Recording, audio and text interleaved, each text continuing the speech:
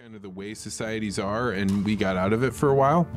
I don't think it's quite the same. I don't think it's like super unusual, but this one seems like it's sort of more cyclical, where at least in the United States, you sort of get waves of this sort of thing, where like this one is still not as intense as the last. So like people talk about the sort of 90s political correctness wave and when they're talking about this.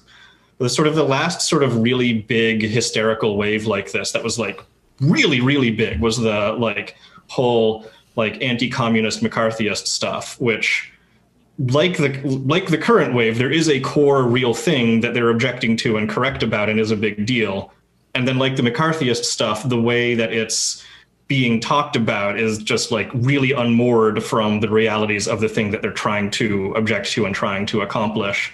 And it leads to this sort of like, you know, like the sorts of patterns that we see in the way that it gets unmoored and epistemically ends up causing a bunch of issues. So let me stop you, because you used an example that I have clouded understanding of, right? Like I used to think the Senator McCarthy hearings were, you know, him standing up and being an absolute lunatic, running people out on a rail because there were communists. But I also have heard stories where people are like, no, there really were communists and they weren't his hearings. He was just a person that spoke at them, and they had actually found Russian agents inside of the government and they were expelling them. So which of those two versions is your version of the past, and how does that apply to the wokeism culture that we're talking about today? So my understanding of McCarthyism, I haven't looked super deeply, but my picture is that both of those are pretty correct. There were, in fact, a bunch of communist agents, or I guess it would be more accurate to say Soviet sympathizers within the government and within high cultural positions. And also McCarthy was a like raving loon who was often accusing people on the basis of basically no evidence. And, you know, a while later, like not too long after, there were a bunch of intercepted communications that the United States spies got, which like found a bunch of highly placed agents. A few decades later, those got declassified. And some of the people who McCarthy was accusing are on those lists. A bunch of them aren't. So what I think was probably happening was that he was listening to a bunch of people who, some of them knew things and some of them were just bullshitting. And he didn't really care that much. And he just wanted to make a spectacle. And it's a lot easier to do that when there's at least a germ of truth. And like it happened in that case that some of the people he accused, it was basically right or basically partly right. And others were sort of like maybe hanging around in those circles, maybe the type of academic who you would associate with that, because a bunch of those academics were sympathetic, but he didn't really know in the specific cases. That's interesting. I mean, I see that going on right now. I mean, there are conspiracies that go on in the U.S., and some of them people point out. But oftentimes, if you're in whatever conspiracy theory network or hangout group, I mean, their ideas are totally unmoored from reality. And so you have this great mixture of the two. And that definitely seems to be happening right now. Right. Because, like, you know, sometimes people do conspire.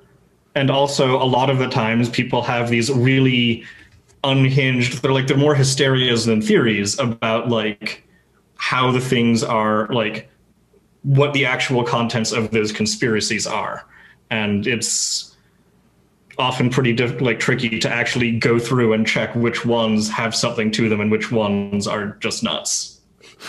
Okay, so let's get back, because you were telling me about, you had these thoughts about institutions and how they are not as healthy as they were, but that was actually leading you to a point about what you're actually thinking about lately. Right, which is, what do you do to plant the seeds of an institutional revival that can take us to, you could call it another golden age, you could call it like healthier institutions, but like how do you like get it so that all of these disparate parts, you know, the government, academia, the industry, I focus a lot on the industry, are one, working well according to their own rules, which part of the challenge is that the rules are actually quite different. The things you want your academics doing are quite different from what you want your industrialists doing, are quite different from what you want your politicians doing. So how do you get a group of people who can be good each individually in their own spheres and also who can work together well? Because one of the things you find when you look at any era that's doing really well in these ways, whether it be, you know, the United States at its height, or like the Roman Empire or the Han Dynasty or whatever, like you will find that these elites are relatively good at getting along with each other and pretty good inside their own domains. So I think the thing you need is to just get people who are good enough. And so how do you plant that seed? How do you get those people? How do you get that group started? And is your imagination that this is a giant group, or is this a small group? Is this something that has to happen over and over and over again? Or is it one giant conference that happens and then people go forth and start the revival? Yeah, so I think it's a slow grind that starts small and eventually becomes medium-sized. And I don't think it ends up necessarily permeating like 98% of the population or whatever. But I think you do need like skilled leaders in the important domains. And like, I think if you had several thousand people who are highly skilled and able to work together well, then that would do it. You're reminding me of a thing. There's a guy named Jim Rutt who has been working on a program called Game B, and your model here seems to be a very good one to overlay over the top of their organizational ideas. You're familiar with Jim Rutt? Yeah, like a bunch of my friends and a bunch of the people in the Game B area talk to each other. We've been learning a bunch from each other, absolutely. It seems to make a lot of sense. I'm struck, so I run a network of my own, and I am struck by just how disconnected people are from the people that they live right next door to. They certainly this happens in apartments. I lived in apartments where I didn't know the people that lived across the hall or next to me. But right. It's an even more unsettling thing when you're living in a neighborhood and you don't know your neighbors.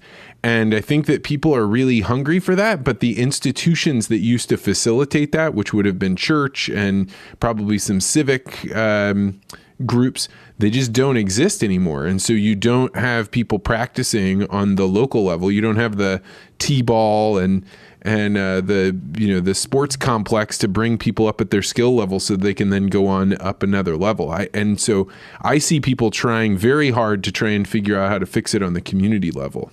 Yeah, and like this is a really interesting one to me, actually, especially here in Oakland.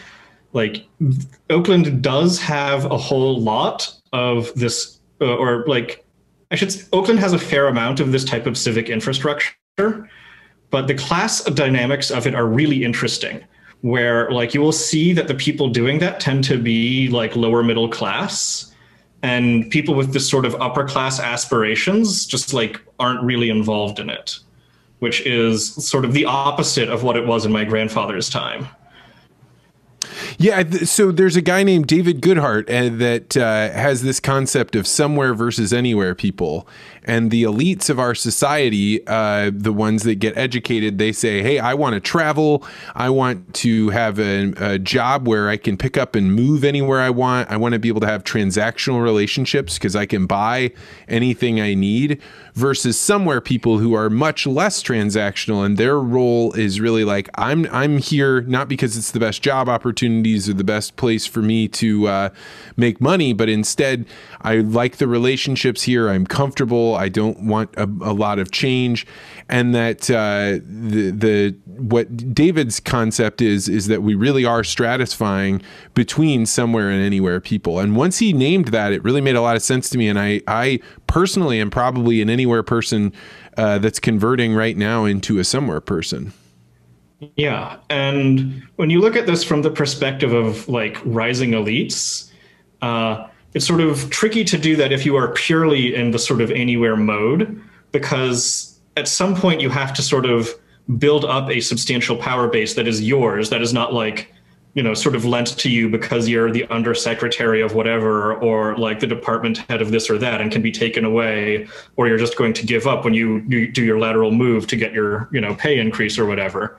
Like, if you want to like really end up rising, you need something that is fundamentally yours. And 100 years ago, a lot of this was a sort of like local civic infrastructure, the local party machines that sort of arose from the physical location. When you see people rising today, sometimes it's local in that way. Sometimes it's some other thing that they sort of made a really big bet on in a way that's sort of counter to this sort of infinite fungibility, infinite optionality ethos that you see in a lot of these anywhere people. And sort of like the question of when do you make that bet is like a really hard one, I think.